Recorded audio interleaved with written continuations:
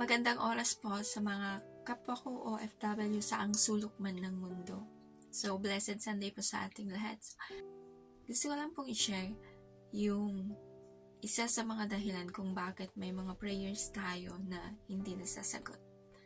At isa sa dahilan doon ay unbelief. Yung kulang tayo sa paniniwala, meron tayong pagdududa. Sabi nga sa James chapter 1 verse 6, "But when you ask, you must believe and not doubt." Dapat yung pinag-pray mo, may niwala ka na masasagot yun.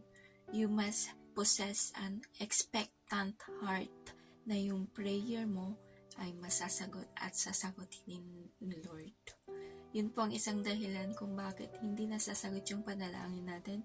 It is because of unbelief. Just like the Lord Jesus tell to us sa Matthew chapter 17 verse 20 to 21, "Truly I tell you, if you have faith as small as a mustard seed, you can say to this mountain, move from here to there, and it will move, for nothing will be impossible for you." Hindi po literal yung ibig sabihin yan. Ibig sabihin dyan and we all know na mahalaga ang faith sa panalangin para ito ay masagot. So, God answers our prayers and responds to our faith. At mababasa natin sa Mark chapter 5 verse 21 to 43, yung mga pinagaling ni Lord Jesus Christ, pinagaling niya ang mga yon because of their faith.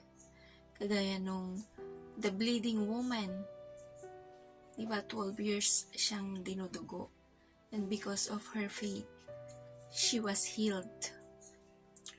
At isa pa na dahilan kung bakit hindi nasasagot ang ating panalangin ay because wrong yung motives natin, wrong intention yung puso natin, yung desire natin is mali. Hindi siya naka-align sa kagustuhan ni Lord Jesus Christ. Yun po ang isa rin sa dahilan kung bakit hindi nasasagot ang panalangin natin, kasi our prayers is not in alignment, is not in sync with what God wants for us. Kaya no yung sagot niya sa ating panalangin. Yun lang po yung may share ko ngayon, and I hope this message bless us all. Thank you so much, and to God be the glory.